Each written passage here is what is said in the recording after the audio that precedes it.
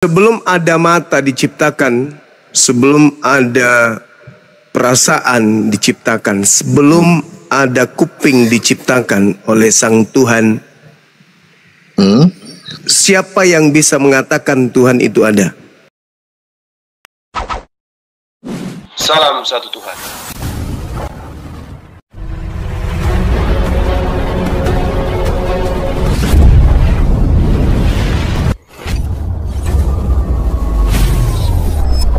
Ya, pengantar ini singkat para sahabat. Dukung semua ya sahabat-sahabat kita, channel Densa News Muslim. Di like, di subscribe, di share sebanyak mungkin untuk supaya mencegah sahabat-sahabat kita di luar sana Tidak terpengaruh terhadap pemurtadan.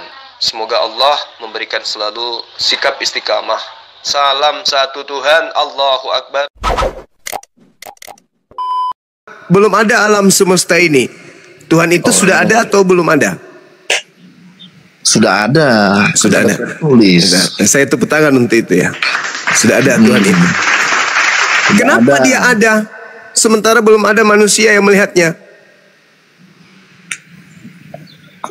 Kenapa dia ada setelah sementara dia ada manusia yang melihatnya? Karena kalau manusia belum ada yang menuliskan tentang dia. Tapi Tuhan sudah ada. Bentar. Belum ada yang bertemu dengan dia. Gimana mau dikatakan ada? Tetapi dia sudah ada. Ya belum ada yang memberitahukan, ya nggak tahu. Orang belum tahu apa. Tapi Tuhan itu sudah ada atau tidak ada?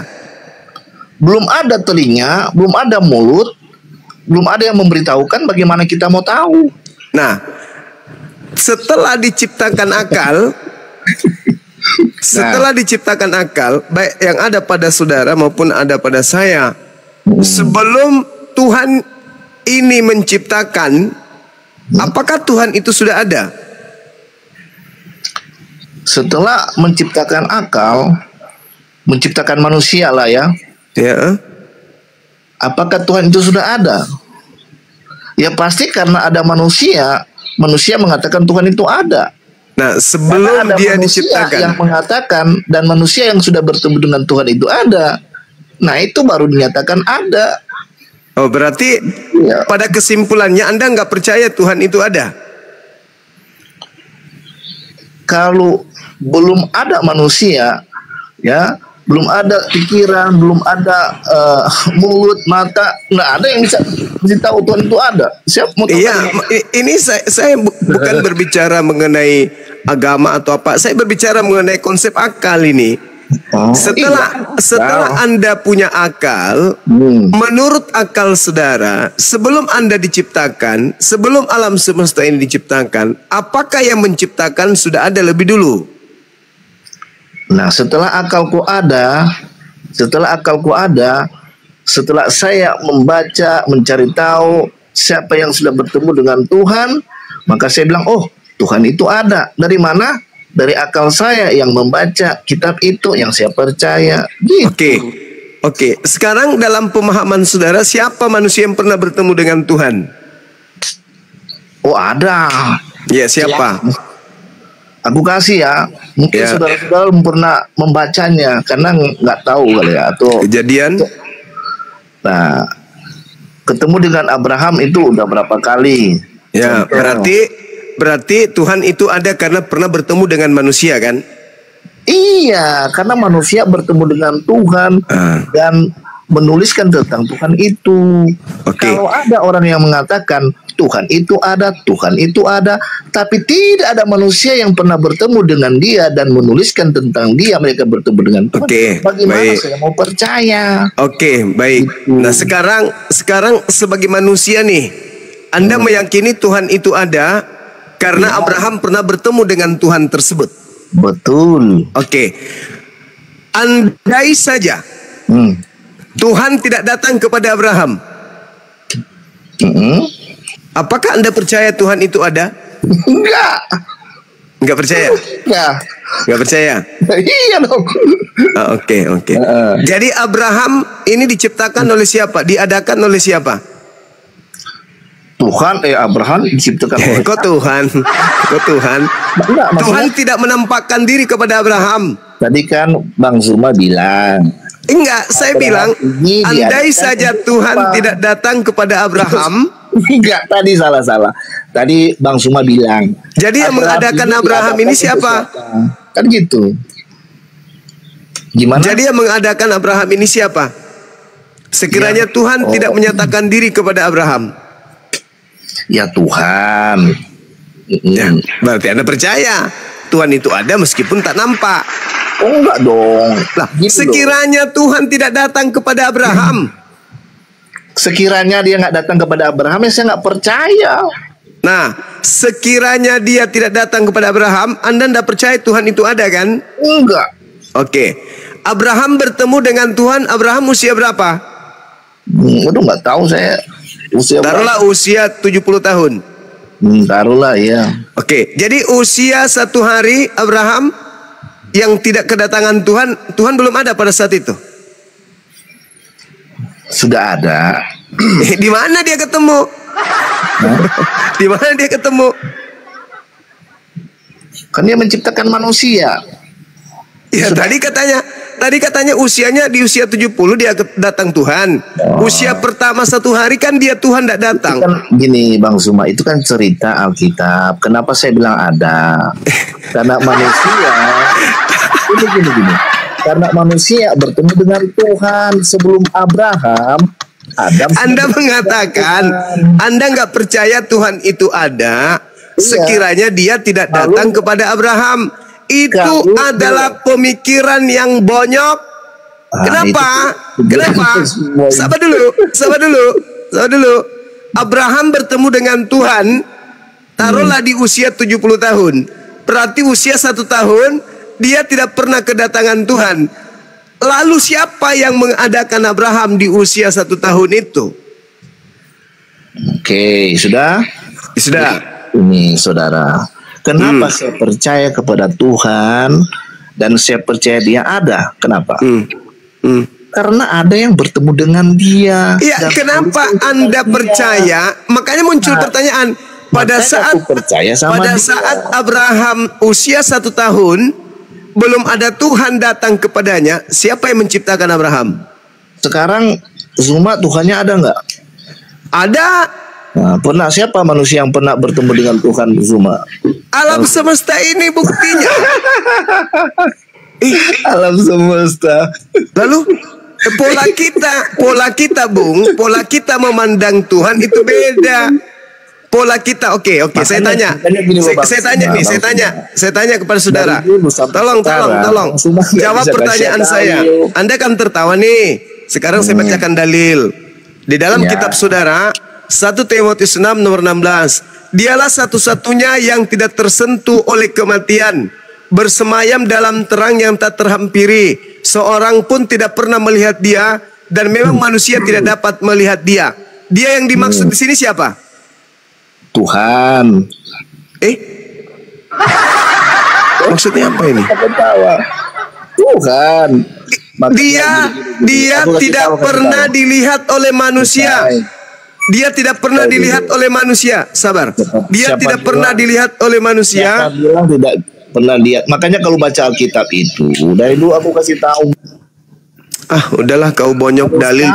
Dalilnya begitu. Iya, dalilnya mengatakan begitu. Dalilnya doang, mana tahu. Perikopnya. Dulu kok begini aja nih Bang Suma ini. Dalilnya mengatakan begitu. Sekarang buktikan. Dialah satu-satunya yang tidak takluk kepada maut, bersemayam dalam terang yang tak terhampiri. Seorang pun tidak pernah melihat dia, dan memang manusia tidak dapat melihat dia. Baginya lah hormat dan kuasa yang kekal. Amin. Itu siapa? Itu siapa? Apa dulu? Tahu ceritanya dulu kenapa ada? Ya, itu siapa yang tidak terhampiri dan tidak pernah dilihat oleh manusia? Itu siapa? Jadi gini, aku jelaskan, boleh? Enggak, boleh? Ini dulu, jawab dulu. Monyet. Boleh? Monyet, udah kau ke neraka aja, kau ke neraka. Jangan kau di sini, kau nggak cocok di sini. Anak asuh, kau turun, monyet. Islam tidak memahami konsep pagan. Tuhan harus berkelamin, punya anus, punya puting, punya ginjal. Itu agama pagan. Islam sama dengan ajaran para nabi termasuk Yesus. Innal ladzina yakhshawna rabbahum bil ghaib lahum maghfiratun wa ajrun karim. Ajrun kabir. Maaf.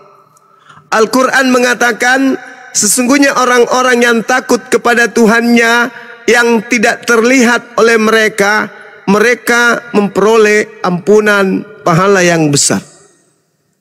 Innal ladzina yakhshawna rabbahum bil ghaib lahum maghfiratun wa ajrun kabir. Itu kata Quran. Tuhan itu tidak bisa dilihat, Tuhan itu maha gaib. Al-Quran menjelaskan di ayat yang lain, innama tunziru manittaba'a dzikra wa khasyar rahmana bil ghaib fabashshirhu bimaghfiratin wa ajrin karim.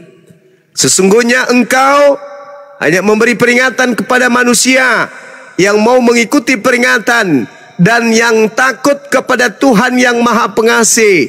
Walaupun mereka tidak melihat Tuhan tersebut, maka berilah mereka kabar gembira dengan ampunan dan pahala yang mulia.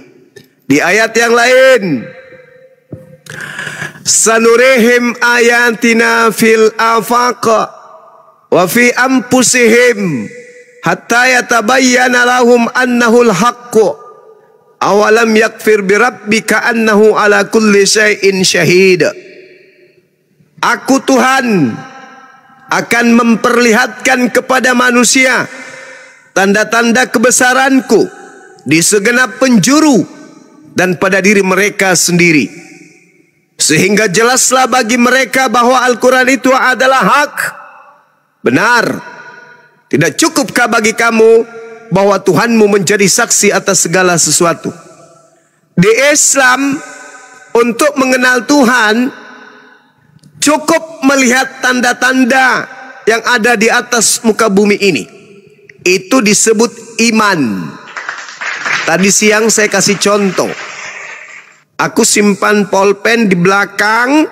Saya mengatakan kepada saudara, apakah Anda percaya bahwa di tangan saya ini ada pulpen? Percaya. Apakah Anda yakin? Yakin. Apakah Anda beriman kepada pulpen? Kepada tangan? Enggak kan? Beda. Jadi kalau orang percaya dengan orang beriman itu berbeda. Makanya dulu di kajian-kajian sebelum ini saya pernah mengatakan orang Kristen itu bukan orang beriman. Di luar Islam bukan orang beriman. Mereka hanya level percaya. Mereka hanya meyakini saja. Orang yang beriman itu orang yang menggunakan akal di dalam meyakini dan mendudukkan iman pada porsi yang sesungguhnya, yaitu percaya alam semesta ini ada yang menciptakan meskipun tak terlihat. Itu orang beriman.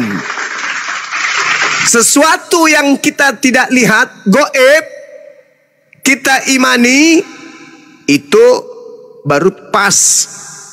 Tapi kalau yang terlihat, turun ke bumi, punya biji sakar, punya anus, musim hujan flu, musim kemarau tidak mandi kena panu, dipercaya itu Tuhan, itu bukan iman. Kuclek. Bedakan iman dengan percaya. Jadi di Kristen itu nggak ada iman. Di Kristen itu nggak ada iman. Kata iman itu hanya ada di Islam. Kata iman itu hanya ada di Al-Quran. Di Bible bahasa Yunani itu nggak ada iman. Mulutmu kayak pantat ayam terus ngomong, udah stres kau. Coba kau tunjukkan di dalam kitabmu ada nggak kata iman? Nggak ada. Itu hanya hasil curian dari Al-Quran. Sekali lagi, di Kristen itu nggak ada kata iman. Mereka hanya mencuri kata iman dari Al-Quran. Paham? Hanya mengambil kata iman. Tak ada. Carikan saya kalau ada. Itu hanya terjemahan di Indonesia aja kata iman itu. Dan mereka mengambil dari Al-Quranul Karim. Jadi orang beriman itu adalah mereka yang tak melihat, tapi mereka meyakini. Mereka yang tak melihat, tapi mereka percaya. Percaya kepada yang tak terlihat, dan diyakini dengan hati, dibenarkan oleh akal, dan kemudian tertulis oleh wahyu. Itulah yang disebut iman. Contoh, sanurihim ayatina fil afaq wa fi anfusihim hatta yatabayyana lahum annahul haqq. Awalam yakfi bi rabbika annahu ala kulli syai'in syahid. Iman. Apa kata Allah? Hei manusia, kamu tak akan pernah sanggup melihatku. Jangankan melihatku, melihat akalmu kau tak sanggup. Jangankan melihatku, melihat rohmu pun kau tak sanggup. Jangankan melihatku, melihat suaramu pun tak sanggup. Bahkan sekedar untuk melihat bentuk daripada wujud manis itu kamu tak akan pernah bisa lihat. Apalagi aku yang menciptakan kesemua itu. Maka bagaimana caramu bisa menemukan aku? Aku simpan serpihan cahayaku di dalam dirimu berupa akal, sehingga ketika aku melontarkan kalamku kepadamu, kamu paham betul bahwa orang-orang kafir itu hanya menyembah pantat manusia. Sanurihim ayatina fil afaq wa fi anfusihim. Orang yang berakal akan tahu Tuhan itu ada. Hanya cukup melihat Yesus lahir tanpa ayah, itu bukti Tuhan ada menciptakan dia tanpa ayah. Yesus mampu bermujizat, itu bukti Tuhan mampu memberikan mujizat kepada ciptaannya makhluk yang bernama Yesus. Itu iman. Kalau ada Tuhan nempel di tembok, itu bukan Tuhan. Itu semacam cicak. Kalau ada Tuhan nempel di tiang listrik, itu bukan Tuhan. Itu selepel kelelawar yang nyangkut kabel listrik. Tapi yang namanya Tuhan pencipta langit dan bumi, kata Yesus di dalam Yohanes 5 nomor 37, Tuhan pencipta langit dan bumi, kata Yesus, itu tidak bisa dilihat, suaranya pun tidak bisa didengarkan. Itu kata Yesus. Tapi kalau Kristen penyembah setan, Tuhan itu keluar dari kubur. Kalau dia penyembah setan, Tuhan itu bisa dibunuh. Kalau penyembah setan, Tuhannya bisa ditampar. Kalau penyembah setan, Tuhannya punya nonot, sudah digitu dipotong. Kalau penyembah setan, Tuhannya lapar, kalau enggak makan. Kalau penyembah setan, Tuhannya tidur, kalau lagi ngantuk. Kalau penyembah setan, Tuhannya mati, kalau kena tombak. Itu penyembah setan. Jadi penyembah setan ini mencari Tuhan mana bisa ketemu. Gak bisa ketemu. Makanya hanya orang berakal yang bisa sampai kepada Tuhan. Orang yang tidak berakal, Tuhannya sembarangan. Ada orang yang bisa membangkitkan orang mati, dikira Tuhan. Padahal murid-muridnya mengiranya setan, hantu. Dianggapnya Tuhan. Orang-orang yang hidup sesamanya justru menganggapnya hantu, malah dia menganggapnya Tuhan. Lukas 24 nomor 37.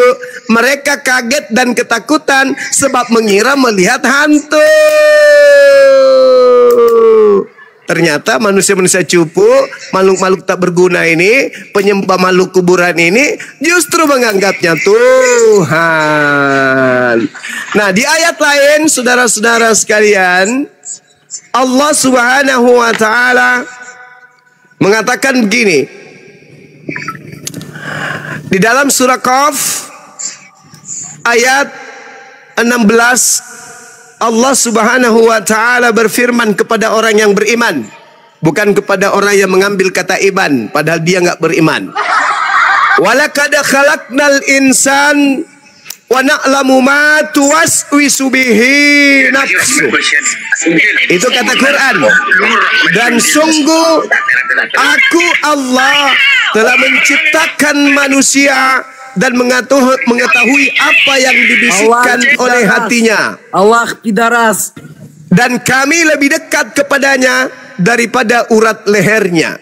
Jadi pencipta langit dan bumi mengatakan, aku menciptakan manusia dan mengetahui apa yang dibisikkan oleh hatinya, dan aku lebih dekat kepadanya daripada urat lehernya. Ini baru Tuhan. Ini baru Tuhan. Ada nih menyembah makhluk yang tidak tahu kapan buah ara, kapan musimnya, kapan tidak musimnya.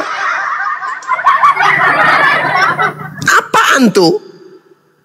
Ini dia berpuasa, lapar, dia mau tahu ini buah ara atau berbuah atau tidak. Didekati pohon ara itu, ternyata pohon ara itu tidak berbuah karena memang bukan musimnya. Dasar bukan Tuhan yang nggak tahu kapan musim buah ara, kapan tidak. Apa yang terjadi? Karena kesal, dikutuknya lah pohon ara itu. Kemudian penyembahnya datang. Apa kata penyembahnya? Aku tak percaya kalau Tuhan tak nampak. Nanti aku percaya kalau Tuhan disunat. Aku tak percaya kalau Tuhan tak nampak. Nanti aku percaya kalau Tuhan itu mati, ditombang, ditampar, diludahin, digantung, dibunuh. Aku tak percaya kalau Tuhan tak nampak. Oh ye, nanti ku percaya kalau Tuhan keluar dari kubur hantu kapang.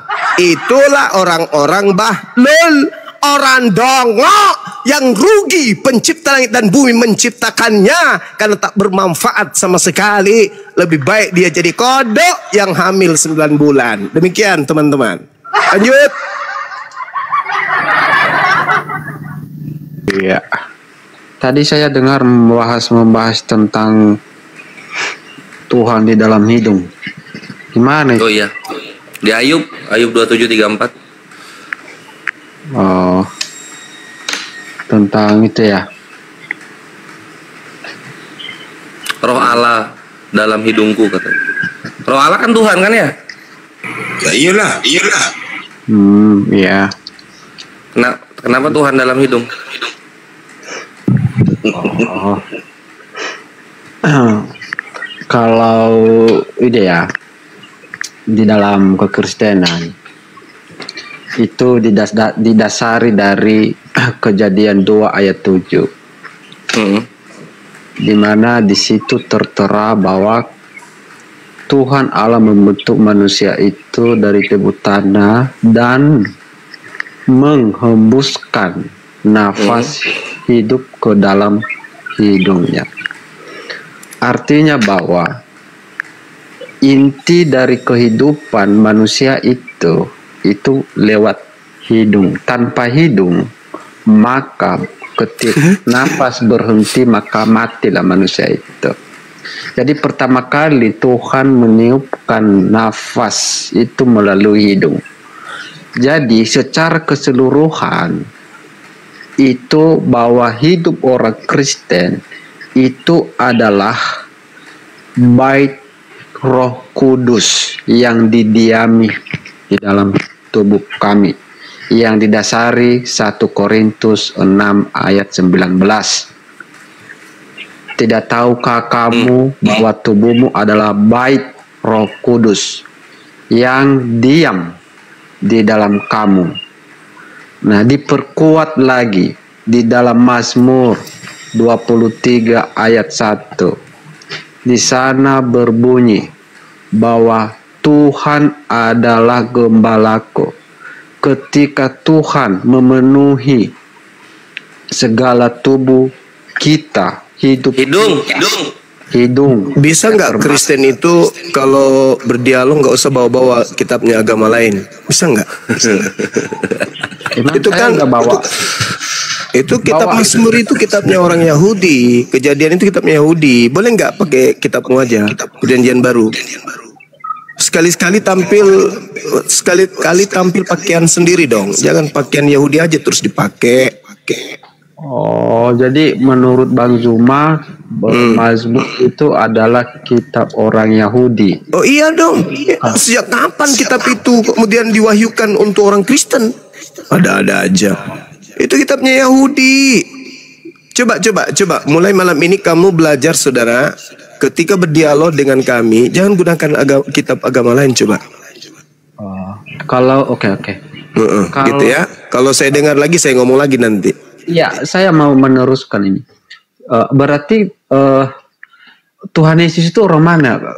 Orang mana? Tidak tanya Yesus. Yesus bukan Kristen. Yang saya tanya kamu, kawanku yang Kristen ini. Kristen ini nggak ada hubungannya dengan kitabnya Yahudi. Yesus orang Yahudi. Memang kitabnya itu Yesus. Yang saya tanya ke kamu sebagai Kristen, bisa nggak lain kali atau apa ke depan nggak usah lagi pakai kitabnya orang gitu. Itu kan kitabnya Yahudi. Coba pakai kitabmu sendiri.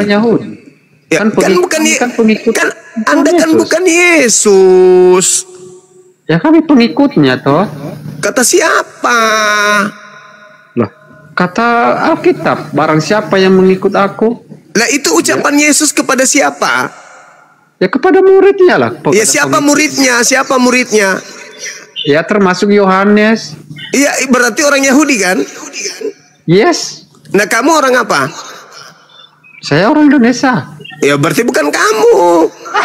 Nah, dia mengatakan apa? Matius 28. Oh itu beda. Itu makhluk yang keluar dari kubur. Kalau makhluk yang keluar dari kubur itu ajarannya Roma, Galatia, Filipi. Itu ajarannya beda. Kita tentukan tema apakah siapakah yang apakah kami Enggak jadi semedis. Enggak jadi semedis. Saja Bang Juma. Jadi lebih enak gitu loh.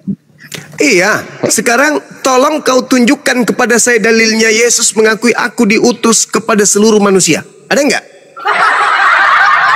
Di dalam Bible banyak itu. Mana? Coba tunjukkan, sepotong aja. Di dalam Yohanes 3 itu 16 itu tertera secara eksplisit itu. Apa di situ? Begitu besar kasih karunia Tuhan akan dunia ini, sehingga dia menganugerahkan anaknya yang tunggal. Siapa yang percaya kepadanya akan memperoleh hidup kekal. Yang tidak percaya mati dalam dosanya. Betul? Betul. Nah, Yesus berkata, aku diutus hanya kepada domba yang sesat dari umat Israel. Siapa yang percaya kepadanya akan memperoleh hidup yang kekal. Siapa yang tidak percaya mati dalam dosanya. Aku berkata kepadamu, aku hanya diutus kepada domba yang sesat dari umat Israel. Percaya nggak ente? Termasuk orang Israel karena itu bagian dari kok jadi ambigu, Cak Ayu. Aku diutus hanya kepada domba yang sesat. Anda percaya kepada Yesus dengan ucapannya itu? Yes. Anda sendiri orang mana? Indonesia. Ada nggak Yesus mengatakan aku diutus untuk orang Indonesia? Di dalam konteks yang Anda bawakan itu merujuk kepada orang Yahudi. Nah, memang dia hanya untuk orang Yahudi. Percaya nggak? Percaya nggak? Oke. Percaya nggak? Percaya dulu. Percaya nggak? Iya percaya. Ya udah. Okay. Kalau percaya selesai. Makanya saya katakan, kenapa Anda membawa kitabnya orang Yahudi? Argumenmu bisa saya bantah begini. Ya bantah memang bisa, tapi data mana? Saya minta. Yesus mengaku aku diutus kepada seluruh umat manusia mana? kamu mengatakan bahwa Yesus Kristus hanya diutus kepada Bani Israel. Itu bukan saya yang mengatakan, Cak Ayu. Itu ucapan Yesus. Sekarang kau bantah Yesus. Kau bantah, hei Yesus. Kata siapa lu hanya untuk Bani Israel? Lu untuk gue juga dong. Nah, mana dalilnya? Nah, Yesus bertanya, mana ucapan saya yang seperti itu? Apa jawabanmu? Apa jawabanmu? Kita sekarang berdialektika tentang Tuhan Yesus datang kepada siapa sih? Kita sekarang kan membahas itu. Dalilnya respon. Iya. Apa kata Yesus? Aku diutus hanya kepada domba yang sesat dari umat mana? Bani Israel. Nah, Anda percaya itu? Yes. Ya, sekarang Anda Bani apa? Indonesia. Nah, masuk nggak Anda di situ? Saya bukan orang Israel. Berarti Anda pertanyaan saya, masuk nggak Anda di situ? Enggak. Nah, enggak. Oke, sudah. Berarti sekarang saya ya. Berarti Anda adalah begini pemahaman Anda adalah serigala yang nyamar dom? Ya enggak. Lo kok enggak? Saya ini membuka Anda berpikir begini. Anda membawa Yohanes 3 nomor 16, tidak malu bawa data itu. Oke. Coba Anda baca. Kamu jawab dulu ini. Kamu jawab aja satu pertanyaan ini. Iya, Israel, silakan. Israel bagian dari dunia atau ya atau tidak? Bagian dari dunia, jelas lah. Apaan sih? Betul. Dia datang melalui bangsa Israel, kaum Yahudi. Dan dia hadir di sana. Dan Israel adalah bagian dari dunia. Iya. Ya kan? Terus berdasarkan dalil 3 ayat 16. Barang siapa yang percaya kepada dia, bukan barang siapa. Karena begitu. Coba baca dulu. Karena begitu besar kasih karunia Tuhan akan dunia ini, sehingga ia menganugerahkan anaknya yang tunggal, supaya setiap orang yang percaya kepada anaknya tidak binasa, melainkan beroleh hidup yang kekal. Ketika anaknya berkata, aku diutus hanya kepada domba yang sesat dari umat Israel, yang percaya kepada ucapan Yesus itu memperoleh hidup kekal atau binasa? Yang percaya memperoleh hidup yang kekal. Saya menggaris bawah. Berarti ketika Yesus mengatakan aku diutus hanya kepada domba yang sesat dari umat Israel, Anda percaya atau Anda tidak percaya? Saya nggak membantah argumenmu. Sekarang saya sedang bertanya. Saya nggak mengatakan kamu membantah atau tidak membantah. Silakan. Iya. Nah, kamu percaya nggak ketika Yesus berkata, aku diutus hanya kepada domba yang sesat dari umat Israel? Kamu percaya? Udah. Kamu percaya nggak? Yes. Nah, berarti kalau kamu percaya ucapan Yesus itu, berarti kamu percaya bahwa Yesus hanya untuk Bani Israel. Atau kamu jangan-jangan nggak waras? Israel bagian dari dunia apa tidak? Ya apa tidak? Bagian dari dunia. Nah, jadi ketika dia datang, ketika dia datang, melalui kaum Yahudi Israel, artinya bahwa dia menyatakan di dunia harus percaya bahwa dia adalah utusan Tuhan untuk siapa? Orang Israel. Ya itu Pak tahu. Nah sekarang kamu percaya kalau dia diutus hanya untuk Bani Israel kan? Kamu percaya kan? Dari tadi. Oke. Nah makanya sekarang saya deteksi otak Anda itu berfungsi atau tidak. Ketika Anda percaya ucapan Yesus itu, saya tanya, apakah Yesus diutus hanya kepada domba yang hilang dari umat yang sesat dari umat Israel? Yes. Nah, Anda sendiri berarti tidak diutus kepada Anda. Karena Israel bagian dari dunia. Kok jadi kayak begitu, Coach? Yesus diutus menurut Yesus hanya kepada domba yang sesat dari umat Israel. Anda katakan Anda percaya. Di situ ucapan Yesusnya hanya, mono dalam bahasa Yunani. Mono artinya hanya, satu doang, hanya kepada Israel doang aku diutus. Kalau ente mengatakan ente percaya ucapan Yesus itu, berarti ente kedudukannya sama seperti saya. Dia, Yesus, bukan diutus untuk saya, tapi hanya untuk Israel. Dunia harus tahu itu. Bantah lagi ucapanmu sendiri, bantah. Oke. Oke apa? Cara memahami apa? Harus gila gitu. Harus berlawanan. Cara memahaminya harus berlawanan gitu. Ketika Yesus berkata aku hanya diutus kepada domba yang sesat dari umat Israel, kita pahami bahwa Yesus diutus untuk seluruh umat manusia. Gitu maksudmu? Gitu. Semua orang harus kau buat gila. Ikut-ikut kau gila gitu maksudnya. Sudah selesai. Udah. Oke. Jadi apa? Secara universal dari Yohanes 3:16. Karena begitu besar kasih akan dunia ini, sehingga Dia menganugerahkan anaknya yang tunggal. Siapa yang percaya bahwa Tuhan mengutus seorang anak untuk Bani Israel, maka dia tidak binasa, melainkan memperoleh hidup yang kekal. Betul nggak? Yes. Begitu dong. Berarti kita harus percaya kalau Yesus itu diutus hanya kepada domba sesat bagi umat Israel. Itu hal yang harus dipercaya. Ya, silakan. Boleh. Yang penting pintar. Oke. Kata inti dari ayat Yohanes 3:16 itu hanya satu kata. Besar kasih karunia akan dunia ini. Garis bawahi. Iya.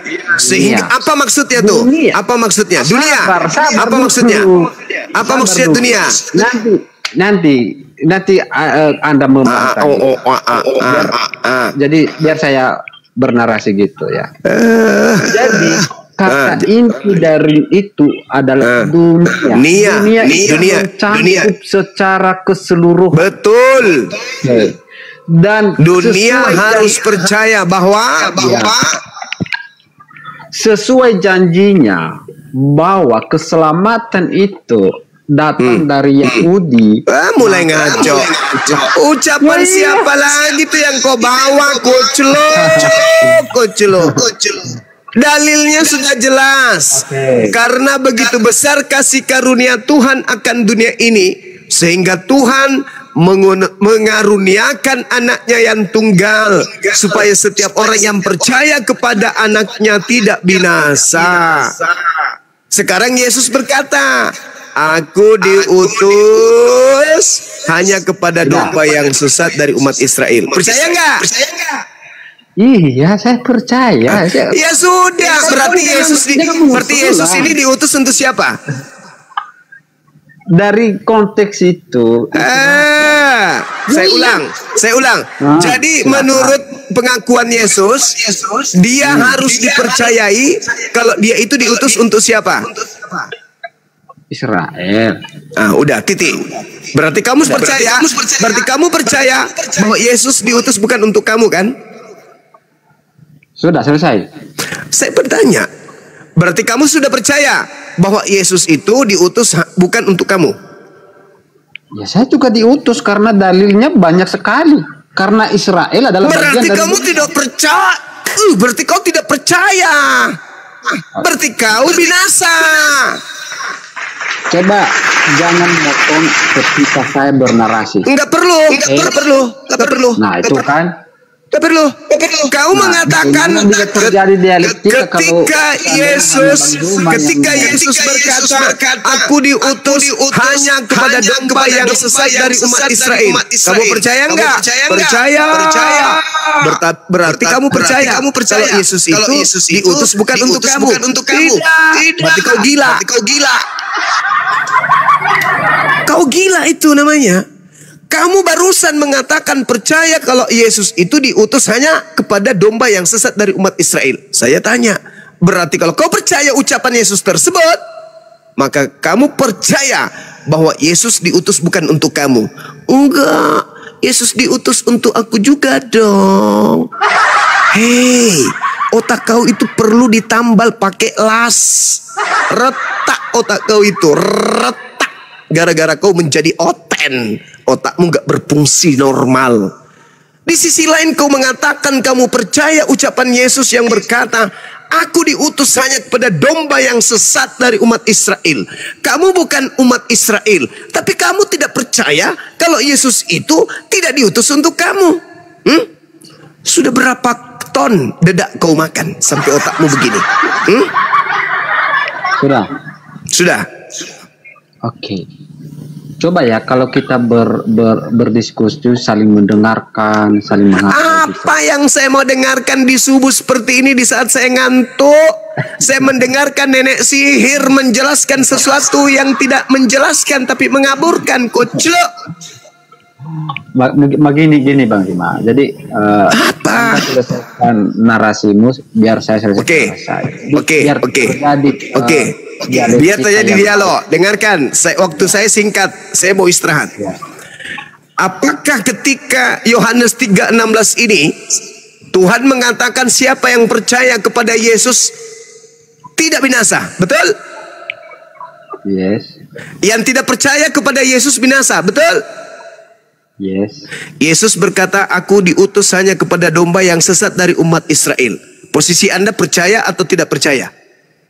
Percaya. Oke, tepuk tangan. Berarti Anda tidak binasa. Nah, sekarang kita uji apakah Anda pembohong atau Anda itu penipu, apakah Anda itu setan yang suka menipu dan menjerat orang dengan tipu daya. Saya mau tanya, apakah Yesus itu tidak diutus untuk Anda karena Anda bukan domba yang sesat dari umat Israel? Apa jawaban saudara? Dia datang ke dunia. Dia datang ke dunia berdasarkan dalil. Karena dunia itu mencangkup segala keseluruhan. Sedangkan Israel itu adalah bagian dari dunia. Dunia harus tahu bahwa Yesus itu diutus kepada siapa? Kepada Israel, karena kepada Israel. Berarti dunia itu mencakup seluruhnya, termasuk mencakup ente kan? Berarti dunia harus tahu Yesus hanya untuk Israel. Dunia berarti ente juga. Berarti ente harus tahu bahwa Yesus untuk Israel saja. Sekarang saya tanya, apakah Anda percaya Yesus tidak diutus untuk Anda yang bukan domba dari Israel? Gimana? Nah kan mulai teman-teman. Enggak, dari tadi Anda kan banyak Anda adalah bagian dari dunia. Yes. Berarti Anda adalah, kalau percaya, berarti Anda harus tahu, Anda harus menerima, harus ikhlas menerima bahwa Yesus itu tidak diutus untuk Anda, tapi hanya untuk domba yang sesat dari umat Israel. Setuju nggak? Diutus kepada Bani Israel, tidak diutus kepada saya. Iya. Ya, kalau dia diutus kepada saya juga datang kepada saya. Karena dia Astagfirullahaladzim. Berarti Anda tidak percaya. Kamu pembohong, berarti kamu munafik, kamu ular tua. Tadi Anda mengatakan saya percaya Yesus diutus hanya kepada domba yang sesat dari umat Israel. Sekarang Anda mengatakan Yesus diutus untuk saya juga. Sementara Anda sadar Anda bukan domba dari Israel. Anda mau saya lempar asbak atau saya lempar tutup panci? Pilih mana? Pilih mana? Kalau bernarasi itu, pilih mana? asbak atau tutup panci? Pilih mana? Jika Anda memiliki argumen yang baik, Anda menghargai orang yang... Bagaimana saya mau menghargai penyesat, pembohong, penipu kayak kau? Kau yang menjadikan dirimu dihinakan, dinistakan di sini. Paham? Saya mencoba untuk mengangkat harkat derajatmu, tapi kamu berupaya menjatuhkan dirimu. Kamu mengatakan percaya. Yesus berkata, aku diutus hanya kepada domba yang sesat dari umat Israel. Di mana implementasinya, siapa yang percaya kepada Yesus tidak binasa. Kamu mau binasa? Nggak mau. Berarti mau tidak mau, you kudu wajib percaya ucapan Yesus yang mengatakan, aku diutus hanya kepada domba yang sesat dari umat Israel. Kalau ente tidak mau binasa, maka ente harus ikhlas mengakui Yesus hanya untuk Yahudi, bukan untuk saya. Mau binasa atau mau hidup?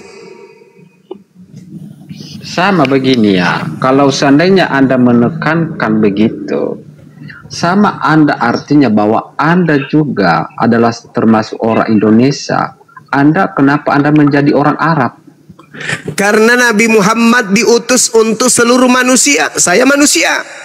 Al-Quran mengatakan, ya ayuhan nas, inni rasulullahi ilaikum jami'a. Al-Quran tuh yang mengatakan, wahai seluruh umat manusia, sesungguhnya aku ini adalah rasul utusan Allah untuk kalian semua. Saya manusia, berarti beliau diutus untuk saya juga. Nah, saya minta mana ucapan Yesus saya diutus untuk seluruh umat manusia? Ada nggak? Ada nggak? Bagaimana dengan dari surat Ibrahim ayat 4? Dia mengatakan begini. Kami tidak mengutus seorang rasul pun, melainkan dengan bahasa kaumnya. Itu betul. Itu betul. Dapat memberi penjelasan. Itu 100% betul. Sekarang Nabi Muhammad kaumnya apa? Nabi Muhammad kaumnya adalah orang Arab. Kaumnya Arab. Kaumnya Arab. Al-Quran datang diwahyukan pakai bahasa apa? Bahasa Arab. Ya, salah nggak? Apakah Anda orang Arab? Apa orang Indonesia? Saya bukan kaumnya di mana beliau menerima wahyu. Stop dulu. Kamu orang Arab apa orang Indonesia? Saya bukan kaum Arab ketika beliau kemudian menerima wahyu. Nah, itu berbicara. Sekarang saya tanya, itu berbicara dengar, itu berbicara pada saat dia menerima wahyu atau bukan? Aku tidak mengutus seorang rasul, melainkan menggunakan bahasa kaumnya. Siapa kaumnya Nabi Muhammad ketika menerima wahyu? Bugis? Ya, Bani Arab. Jawa atau Arab? Bani Arab. Arab. Al-Quran datang menggunakan bahasa Arab. Ketika Al-Quran datang menggunakan bahasa Arab, dia diutus gak kemudian untuk seluruh umat manusia? Atau tidak? Berdasarkan dalil Ibrahim, dia hanya diutus untuk kaumnya, bahasa kaumnya. Di mana dikatakan saya hanya mengutus kepada kaum Arab? Mana? Benar-benar kulempar kau rok mini nanti lama-lama ya. Tidak ada dalilnya. Ibrahim ayat 4 itu itu tidak dikatakan bahwasanya aku mengutus dia hanya kepada bangsa Arab. Koclok. Aku mengutus aku tidak mengutus seorang rasul melainkan menggunakan bahasa kaumnya. Kaumnya Nabi Muhammad pada saat beliau menerima wahyu itu orang Arab, bukan Bugis, Panuan. Mana dia? Lenyap. Dimakan kutu. Mampus. Melayang-layang di permukaan air, Gurunda. Ketika Nabi Muhammad menerima Al-Quran dalam bahasa Arab, kaumnya memang Arab karena dia orang Arab. Salah enggak? Enggak salah. Nah, ketika Al-Quran sudah ada pada Rasulullah, Allah memerintahkan menyampaikan Quran itu kepada seluruh umat manusia. Litubayyina linnas. Itu Al-Quran mengatakan, An-Nahl ayat 44. Paham situ ya? Nah, Yesus mengaku, udahlah kau hancurlah pokoknya. Kau itu belajar lagi. Kurangi makan babi, kurangi makan anjing, supaya otakmu itu bisa berfungsi. Kau naik lagi, aku sudah mau istirahat ini. Kenapa saya diturun? Bukan kunci dongkrak kayak ya udah. Ya, hantam Bang Adi. Hantam dia. Hantam otaknya maksudnya, hantam otaknya, jangan orangnya. Udah, Kenapa kau diskusi saya sama guru saya. Ya karena kau bonyok, kau penipu, kau pembohong, kau penipu. Kau menipu dirimu sendiri tuh. Di saat saya tanya Yohanes 3 nomor 16. Begitu besar kasih karunia Tuhan akan dunia ini sehingga ia menugerahkan anaknya yang tunggal supaya siapa yang percaya tidak binasa, yang percaya akan apa? Siapa yang percaya tidak binasa melainkan memperoleh hidup yang kekal. Data selanjutnya, dan siapa yang tidak percaya akan mati dalam dosanya. Nah sekarang kau katakan percaya. Yesus mau dipercaya. Kata Tuhannya, siapa yang percaya Yesus akan memperoleh hidup kekal. Ketika Yesus berkata, aku diutus saya kepada domba yang setia umat Israel. Anda percaya enggak? Percaya. Berarti Anda percaya kalau Yesus bukan untuk Anda. Oh enggak, Yesus untuk saya juga. Gemes aku mah. Itu menjadi udah kau diam. Hush, aku jijik dengar suaramu. Dah. Sut. Kau diturunkan. Kalau orang gila semua ini. Inilah. Kalau percaya orang yang keluar dari kubur jadi pada gila kau itu. Pas Indonesia dibolak-balik demi untuk kepentingan dokter, kasihan juga. Ini sebenarnya anak ini korban. Korban yang salah itu yang ngajarin dia. Tapi kok ada orang kayak gini hidup bahagia di dunia muka bumi ini ya? Mestinya kalau kamu punya keyakinan kayak begitu jangan diskusi deh, malu nggak bisa didiskusikan itu. Nabrak semua gitu. Yesus untuk Bani Israel, domba yang hilang Bani Israel. Kalau ingin selamat percayalah seperti itu. Itu. Tapi dia apa? Ditambah-tambahin asal.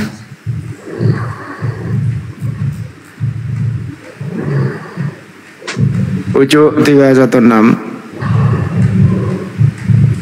Ucu 316. Ya. Ucu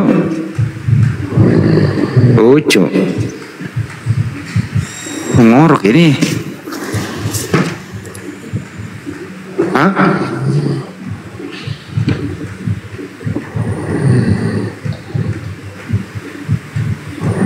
Kau mau naik lagi ya, Du? Naik kau lagi di sini. Saya baladai kok. Naik. Ya, Du. Yesus itu diutus untuk siapa? Ya, Du. Sama saya jangan panjang-panjang, pendek-pendek. kenapa? Yesus diutus untuk siapa? Sabar dulu. Kenapa Jawab saja. Yesus diutus untuk? Kalau masalah itu saya bisa kita dialog, tapi kalau Anda fair, Saya ulang kembali. dialog. Saya ulang kembali. Yesus diutus untuk siapa? Ya, kepada dunia. Kepada siapa? Dunia. Apa? Dunia. Kepada datanya di mana? Yohanes 3:16. Kutu monyet ini naik lagi ternyata. Kita selesaikan ini. Kalau ada Pantasan ayam pada lari kalau ada turun ini, semua dari kandangnya nih. Ayam-ayam di rumah sebelah, pada Anda berterbangan. hebat. Ternyata kutu monyet ini naik lagi. pertahankan argumen kalau Anda hebat. Di mana dalilnya Kalau Anda Yesus hebat. diutus untuk Kalau Anda seluruh jago dunia? Koclok. berapologet, Maju Bang Andi. dunia. Di sini saya tantang siapa yang paling hebat di Komal ini? Siapa yang paling hebat di sini? Ya udah, untuk dunia di mana Saya datanya tantang. untuk? Ya dulu. Di mana datanya untuk dunia? Saya Tertulis tantang. di mana? Mulutmu lebih besar dari otakmu, Dek. Zuma, Untuk gue tantang dunia. dulu ya. Gue tantang. Tentukan tema yang merasa Anda menguntungkan. Kita debat. Ayo. Kau belajar ngomong dulu. Belajar ngomong. Gue tantang. Lu belajar bahasa Indonesia dulu baru Dan nantang. gue yakin Yuka Oke, gue lagi, lu kaki lu di atas kaki gue, kayak injak itu.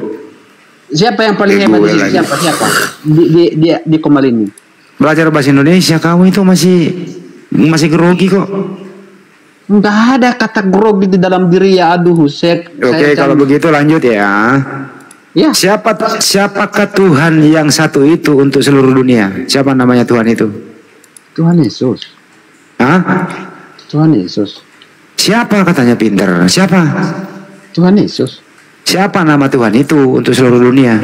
Tuhan Yesus. Oh, di mana datanya? Di dalam Yohanes 3:16. Oke, gue ikutin nggak apa-apa. Iya. Oke, benar ya. Terus yang mati di tiang salib itu Tuhan seluruh dunia. Kemanusiaan. Lo katanya Tuhan, kok manusia?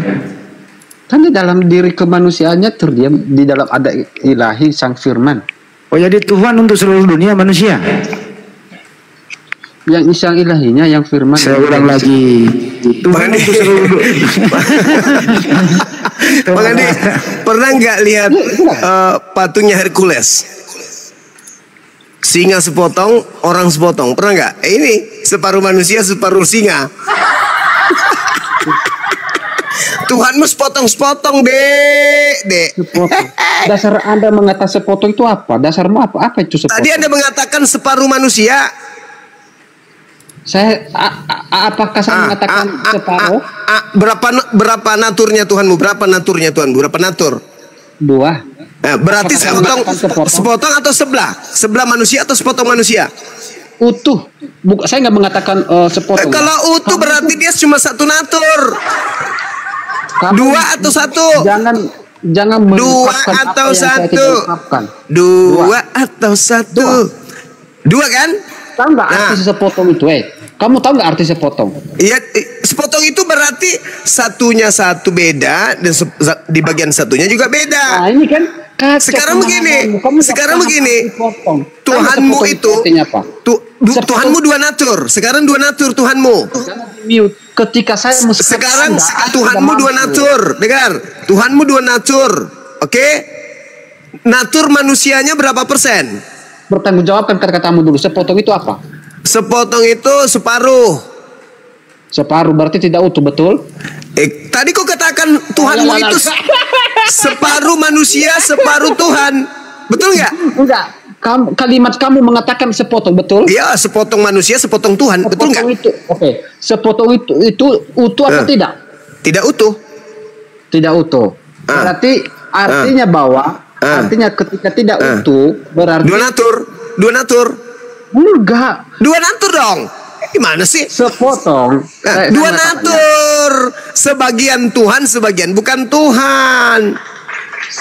Bahasa kerennya sepotong. Sepotong tai kering. Itu. Kau sendiri yang mengatakan 2 natur.